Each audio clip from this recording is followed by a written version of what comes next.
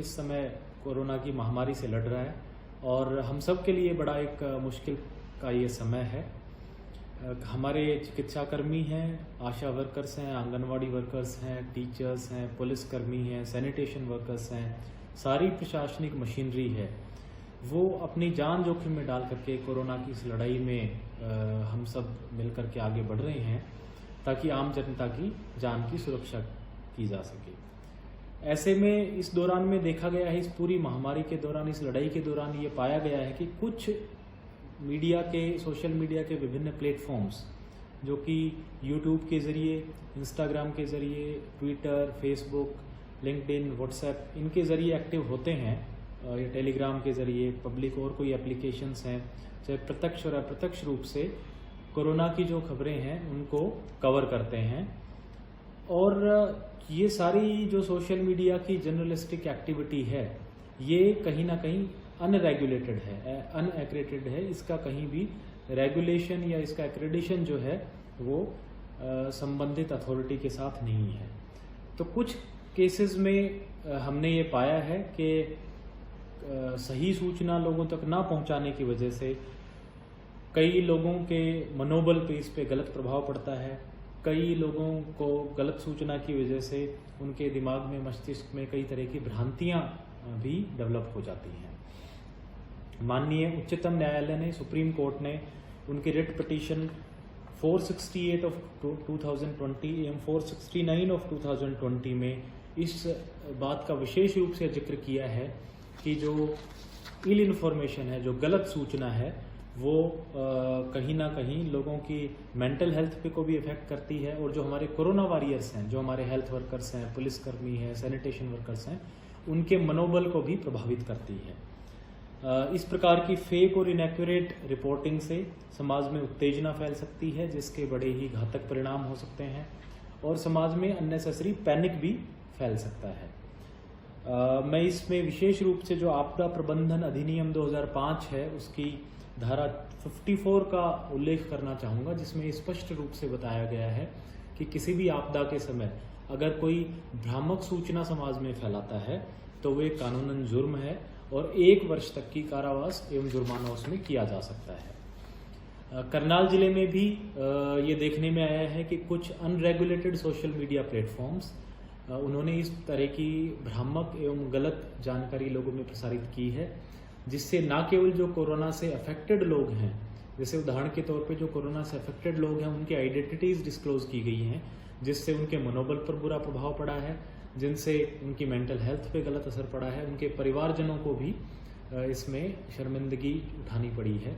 इसी प्रकार से जो कोरोना वॉरियर्स हैं कई सारे हमारे, उनके खिलाफ भी कई भ्रामक जानकारी फैलाने की वजह से उनके मनोबल पे भी गलत प्रभाव पड़ता है। इसलिए ऐसे में ये बड़ा ज़रूरी हो जाता है कि जो भी सोशल मीडिया प्लेटफॉर्म्स हैं उनको रेगुलेट किया जाए। इसलिए ये बड़ा ज़रूरी है कि जो सूचना एवं जनसंपर्क निदेशालय हरियाणा सरकार है या सूचना एवं प्रसारण मंत्रालय भारत सरकार है, इनके द्वारा अधिकृत मीडिया ही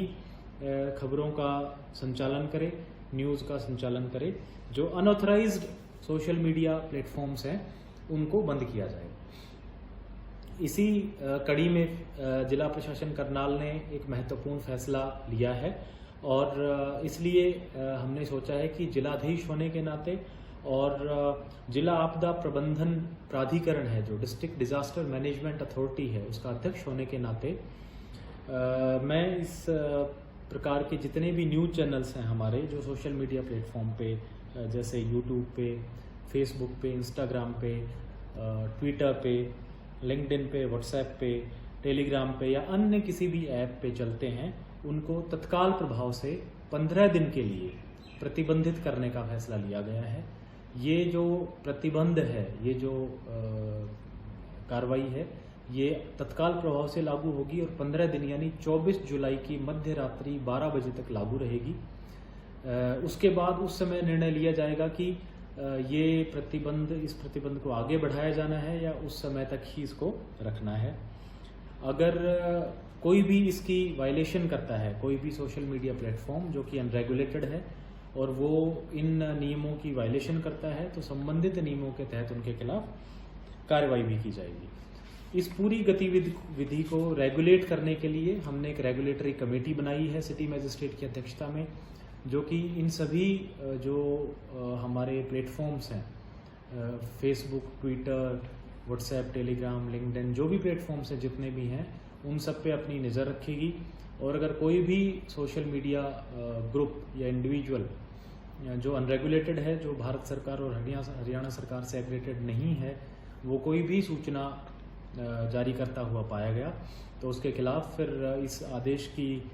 कंटिन्यूएशन में भारतीय दंड संहिता के तहत, आपदा प्रबंधन अधिनियम के तहत और एपिडेमिक डिजीज एक्ट के तहत कार्रवाई की जाएगी। न केवल उनके खिलाफ आपराधिक कार्रवाई होगी, बल्कि जिस भी प्लेटफॉर्म से जुड़े हुए हैं, चाहे वो ट्विटर हो या व्हाट्सएप हो या फेसबुक हो, उन प्लेटफॉर्म को भी हम सूचित करेंगे कि चूँकि इन्होंने कानूनी रूप से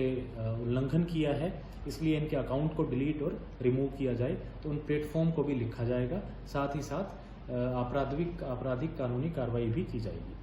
मैं इस बारे में स्पष्ट करना चाहूँगा कि जितने भी हमारे एक्रेडिटेड, ऑथराइज्ड और रजिस्टर्ड प्रिंट और इलेक्ट्रॉनिक मीडिया हैं, उन पे इस तरह का कोई प्रतिबंध नहीं है, उन पे कोई भी रिस्ट्रिक्शन नहीं है। वो पहले की भांति ही अपना संचालन जारी रखेंगे। सिर्फ जो सोशल मीडिया है, जो अनएक्रेडिटेड है, उस पे ये 15 दिन के लिए करनाल जिले के अधीन क्षेत्र में प्रतिबंध लगाया गया है। साथियों, पूरी करनाल की जनता ने, पूरे मीडिया ने हमें, इलेक्ट्रॉनिक, प्रिंट, सोशल, सभी मीडिया ग्रुप्स ने हमें इस दौरान, कोरोना की महामारी के दौरान प्रशासन का सहयोग दिया है, सहायता की है। मैं उम्मीद करता हूं कि पूरे करनाल की जनता और अन्य सभी ग्रुप्स इसी प्रकार से पूरे प्रशासन को अपना सहयोग जारी रखेंगे, ताकि इस कोरोना की लड़ाई में हम समुचित बल के साथ लड़ सकें और जीत भी सकें। आप सबका बहुत बहुत धन्यवाद। जय हिंद।